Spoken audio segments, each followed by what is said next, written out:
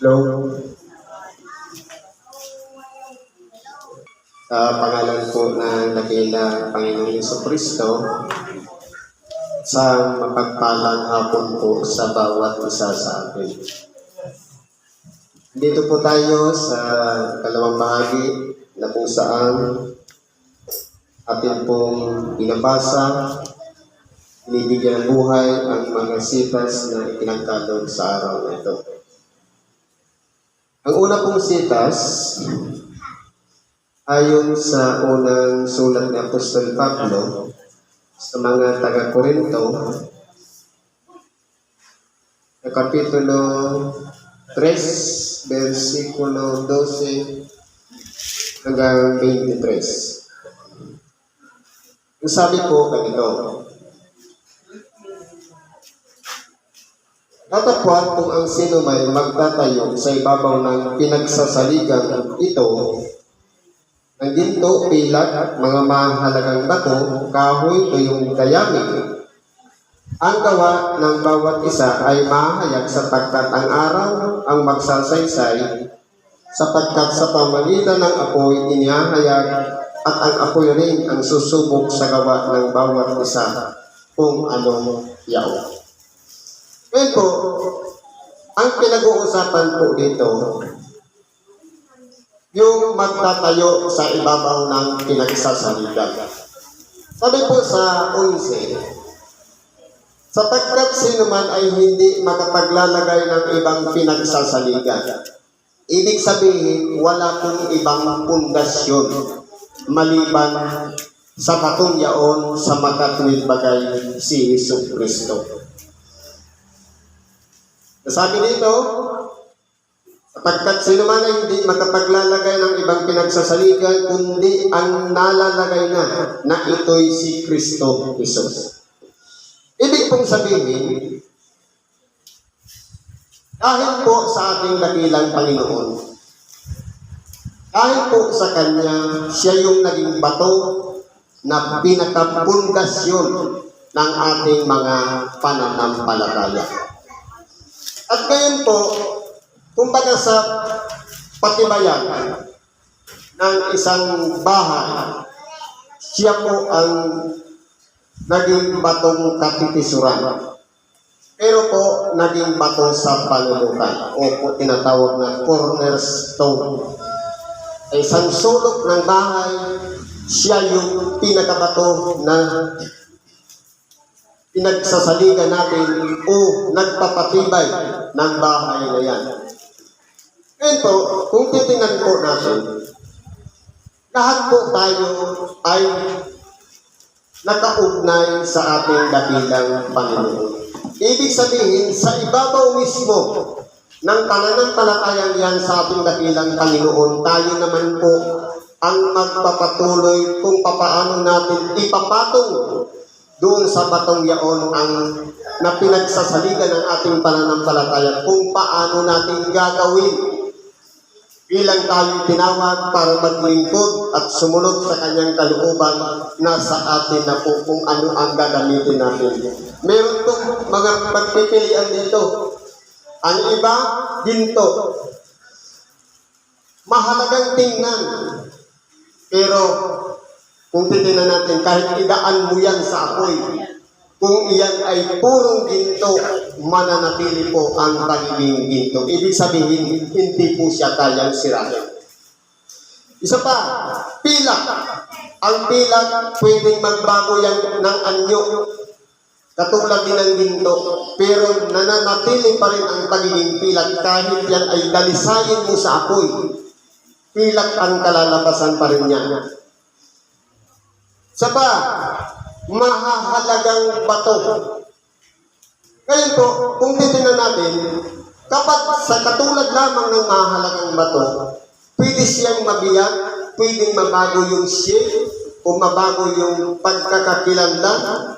Hindi mo makikita o makikilala kung siya ba'y diamante, kung siya ba'y berilo, o tupas, o kung ano pa man ito, mga tawag sa mga bato.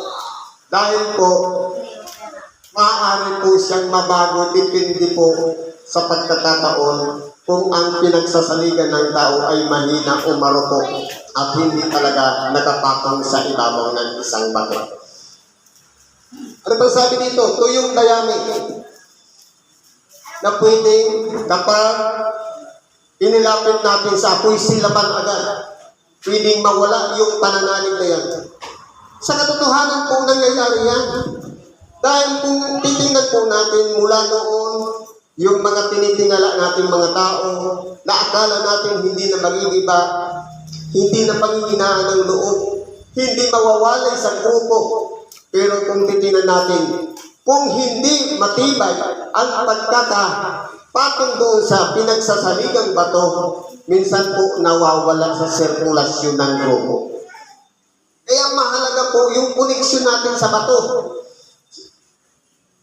Sabi dito, ang gawa ng bawat isa ay mahayag sapagkat ang araw ang magsasaysay. Totoo po. Lumilipas ang panahon, nakikita natin na, kagaya ng sinabi ko kanina, na ang mga aktibong mga kapatiran noon, akala natin hindi na sila mawawala sa sirkulasyon. Pero ang nangyari, dumanas lang ng isang pagsubok, nakarinig lang ng isang salita, nakatitisod na. Pinanghihinaan na ng loob. Kumbaga, yung apoy na yun na sumusubok, kung naging katulad lamang yan ng dayami, o yung dayami, maaaring silaban yan, pwedeng mawala. Kaya po, ang pinakamahalaga po dito, ano po ba ang katayuan natin sa harapan ng ating dakilang Panginoon? Sana'y maging katulad tayo ng ginto. Dumanas man ng iba-ibang mga pagsubok, kung apoy man ang daanan, magiging matatag pa rin tayo at doon natin mapatutunayan sa harapan ng ating dakilang Panginoon nung sumumpa tayo na hanggang kailan mo patitindigin ang bandila ni Kristo ang sasabihin natin habang may buhay. Naway mangyari sa bawat isa na sumumpa na habang may buhay, tayo'y magpapatuloy, doon natin malalaman kung hanggang makarating tayo sa dulo at naging matatag tayo, magiging katulad tayo ng ginto na kahit paraanin sa apoy ng paulit-ulit, nananatili pa rin ang pagiging ginto. Kaya po huwag tayong sumuko. Ito po yung importante. Kung ang gawa ng sinuman ay manatili, na kanyang itinayo sa ibabaw niyon, siya'y tatanggap ng kagantihan. Ibig sabihin may reward. Kung halimbawa, nagtagumpay tayo mula nung tanggapin natin ang putong ng Espiritu Santo hanggang sa huling hininga ng buhay, nanatili tayo sa paglilingkod, hindi tayo sumuko. Ibig sabihin niyan, meron tayong reward sa ating dakilang Panginoon. Kung ang gawa ng sinuman ay masunog, ay malulugi siya. Ngunit siya sa kanyang sarili ay maliligtas, gayon may tulad sa pamamagitan ng apoy. Kaya po, kung titingnan po natin dito, kahit tayong matagal na sa paglilingkod, iingatan po natin yung mga inumpisahan natin ng matagal na panahon. Kapagkat ang pamamaraan po ng kalaban, panlilinlang pandaraya, pwede po tayong sinuin.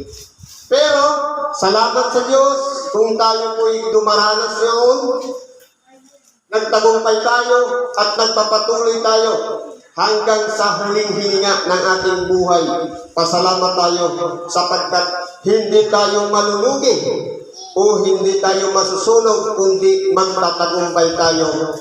Doon natin mapapatunayan sa ating dakilang Panginoon na kahit tayo man dumarating sa mga punto ng kabalisahan, problema, at kung ano-ano pa man pangyayari sa ating buhay, ang mahalaga po yan yung pananatili.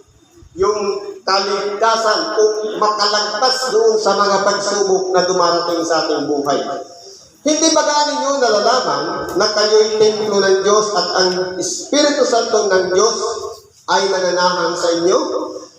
Kung gibain ng sinuman ang templo ng Diyos, siya'y igigiba ng Diyos, sapagkat ang templo ng Diyos ay banal na ang templong ito ay kayo. Siguro hindi naman po bago sa pagdinig natin na tayo po ay templo ng Diyos na buhay. Kaya po, kung maaralin natin, hindi ba dati, nung hindi pa natin nakikilala si Kristo, tayo yung may pag-aari ng templong ito. Ngayong isinuko na natin ang ating sarili at tayo'y nagpasakop na sa Kanya, itinuturing na natin ang ating sariling buhay na templo ng Diyos. Dapat siya na ang nananahan. Ibig sabihin, ang nasusunod na kalooban ng Diyos, hindi na po yung sarili nating kalooban. Kung ang Diyos ay buhay, dapat maging buhay na buhay sa ating pagkatao.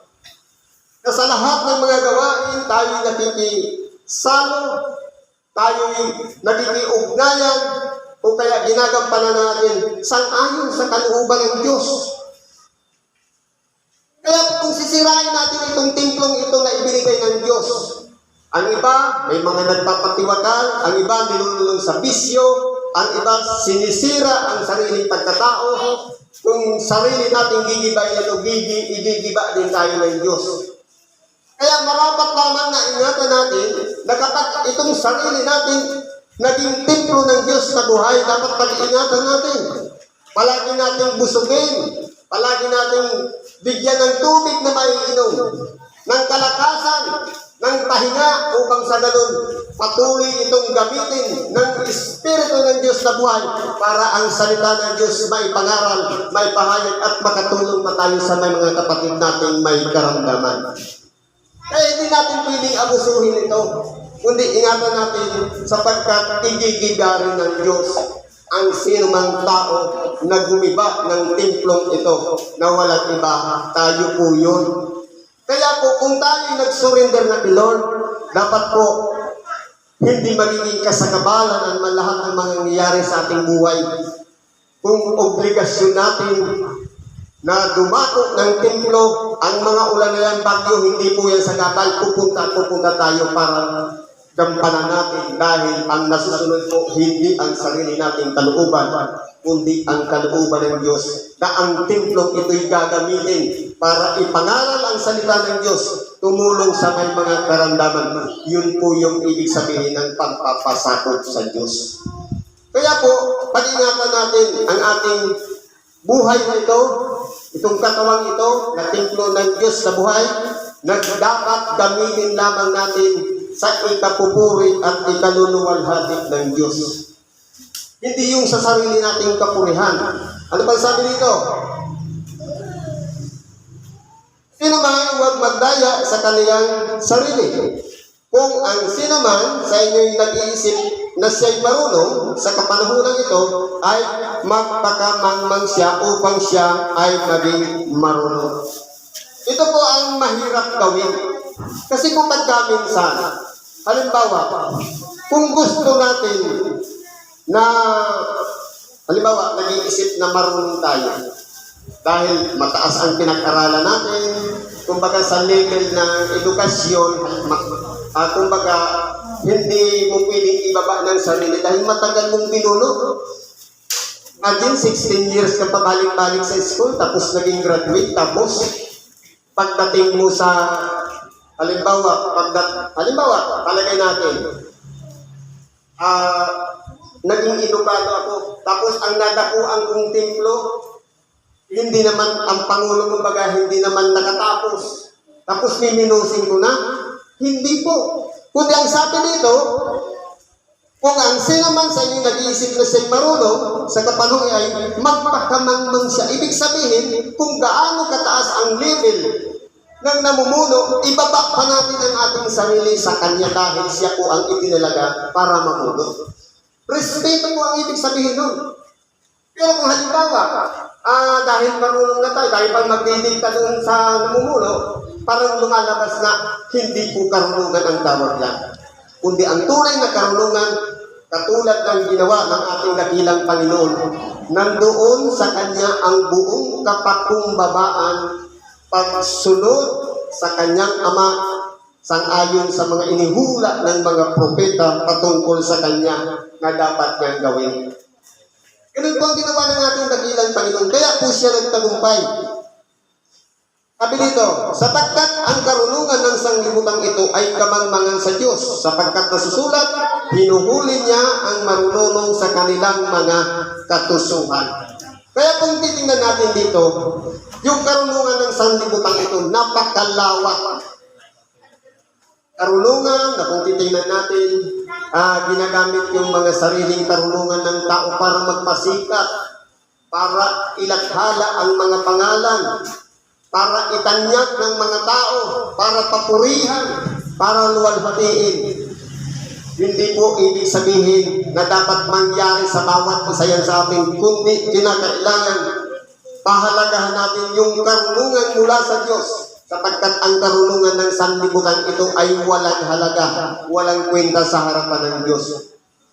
Imagine po nung bata pa tayo, napakarami nating natutunan sa eskwelahan tungkol sa mga discoveries, tungkol sa mga sinasabing mga inventor o nakalikha ng kuryente kung ano-ano pa. Pero lahat ng yan ay kamangmangan sa Diyos. Sapagkat naunan alam ng Diyos na siya ang gumawa ng lahat ng bagay, pero pinapa-admit lang o pinapaako sa isang taong nakadiscover lang. Ibig sabihin, yung pag sinabi nakadiscover, doon mo lang nalaman. Pero dati nang mayroong ganun. Lamang, yung tao nagsikat siya, nag-aral kung paano nagkaroon ng ganun. Yun nga lang, nilithala na yung pangalan niya. Kaya napakaraming mga scientists na kung mapag-aaralan natin, ipinakikilala sa atin sa mga paaralan. Pinasikat ng mga libro. Pero kung titingnan natin dito, lahat ng yan ay walang kabuluhan. Bakit po? Isa lang po kasi ang gumawa ng lahat ng bagay. Ibig sabihin, ang tao, pantay-pantay. Lamang may mga naunan na mga tao na nakadiscover, pero hanggang ngayon, meron pa rin nadidiscover. Kaya kung titingnan po natin, ipagkatiwala lang natin sa Diyos, sapagkat siya po ang pinanggagalingan ng karunungan. Sino po ba ang ating dakilang Panginoon? Siya ang tinatawag na karunungan ng Diyos. Kasi kung titingnan po natin, hindi ba ang kalagayan ng ating dakilang Panginoon? Ang akala ng mga nakapaligid sa Kanya, kapag ipinapato na nila si Kristo, karunungan yun para sa kanila. Dahil natigil na yung pagpapahayag ng salita ng Diyos ng ating dakilang Panginoon. Pero, yung kamatayan pala ni Kristo, yun pala ang karunungan ng Diyos. Bakit po? Dahil handa ang Diyos na ibigay niya ang kanyang bugtong na anak upang ipapato sa krus. Kaya po, kung binigyan natin, ito pala ang pamamaraan na kinakailangan po ng mamatay ang anak ng tao upang sa ganon maghari ang buhay. Sapagkat kung hindi, mamamatay ang ating dakilang Panginoon. At hindi niya mararanasan na malagutan ang hininga at pagkatapos ng muli siyang buhayin, hindi po magiging baliwala po ang pangangaral natin ngayon ng salita ng Diyos. Sapagkat paano natin iuugnay? Ano yung pinaka-aasahan natin? Ano yung inaabangan natin? Hindi natin ipapangaral ang pagkabuhay na matuli sa mga patay kung walang tao na nabuhay dito sa lupa na namatay at nabuhay na matuli. Yan po ang katunayan niyan. Kaya po, karunungan ng Diyos ang ating dakilang Panginoong Jesucristo. At muli, nalalaman ng Panginoon ang pangangatwira ng marunong na bawang walang kabuluhan. Totoo po. Sapagkat ang karunungan dito sa ibabaw ng sanlibutan, nagpapaligsahan, nagpapagalingan na kung sino yung pinakamarunong. Pero po, ang tunay na karunungan, ginawa ng ating dakilang Panginoon yung pananatiling mapagpakumbaba. Sapagkat wala pong kabuluhan kahit magtalastasan pa, maglabasan pa ng lahat ng mga nalalaman. Depende sa mga experience ng bawat tao, lahat ng yan ay bawang walang kabuluhan. Ang susundan na lang natin, yung ginawa ng ating dakilang Panginoon, yung humbleness, kapakumbabaan, handang magpasakop sa Diyos, sumunod hanggang kamatayan, hindi niya itinatakot, kundi nagpatuloy siya sapagkat alam niya ito yung pinakaplano ng kanyang ama na walang iba. Kapag nagtagumpay ang ating dakilang Panginoon na makapagpigil hanggang kamatayan at siya'y mabuhay na maguli sa mga patay, ibig sabihin, ito na yung pagtatagumpay niya na nagawa na. At lahat ng sumusunod sa Kanya, magagawa rin niya dahil meron tayong katulong ang Espiritu Santo na siyang nag-uudyok sa atin, nagbibigay ng kalakasan, kaliwanagan ng pag-iisip upang ang lahat ng mga bagay na ating napag-uunawa tungkol sa Ebanghelyo ng ating dakilang Panginoon. Sasariwa po yan sa ating pag-iisip at magagamit natin siya sa pang-araw-araw na hamon ng buhay. Kaya kung magpatuloy lang tayo, at muli, nalalaman ng Panginoon ang pangangatwiran ng marunong na pawang walang kabuluhan. Kaya huwag ipagmamapuri ninuman sa mga tao sapagkat ang lahat ng mga bagay ay sa inyo. Totoo po. Kung tayo'y magpupursige, doon pa lang sa pagpapatong ng pundasyon, naging ginto na tayo. Kakaasa po tayo na hanggang huli kapag puro yung pagkakaginto, dumating man ang panahon na huling hininga ng ating buhay kung purong ginto at ginto pa rin yan. Kaya po yan ang kinakailangan natin pagkaasamin. Kahit si Pablo, kahit si Apollos, kahit si Cephas, kahit ang sanlibutan, kahit ang buhay, kahit ang kamatayan, kahit ang mga bagay na kasalukuyan, kahit ang mga bagay na darating, lahat ay sa inyo at kayo kay Kristo at si Kristo ay sa Diyos. Kaya po kung naaralin natin, kinakailangan yung pagiging consistent o pagpapatuloy ng ating ginagawa. Yung kaugnayan natin doon sa pinakapundasyon o batong pinagsasaligan si Kristo, kinakailangan ikakit natin doon yung pananampalatayang meron tayo na dapat huwag mahiwalay doon. Sapagkat nasa atin din po ang susi ng pagtatagumpay. Kung ang mga alagad ng ating dakilang Panginoon, si Pablo, si Apollos, si Cephas nagtagumpay, tayo naman po ay magtatagumpay. Sapagkat, sabi dito, at kayo'y kay Kristo, kung tayo na kay Kristo, nakapatong ang pinakapundasyon at si Kristo'y sa Diyos na nagtagumpay, tayo rin naman ay magtatagumpay sa ating pakikibaka dito sa ibabaw ng sanlibutan. Siguro ganito na lang pakikibahagi natin sa oras nito. Salamat po sa Diyos at ano man ang ating mga kahilingan, karaingan, itulog po natin yan lahat sa Diyos. At ipagkatiwala natin sa Kanya upang ipagkalog niya ang lahat ng mga kahilingan. Salamat at isang magandang hapon sa ating lahat.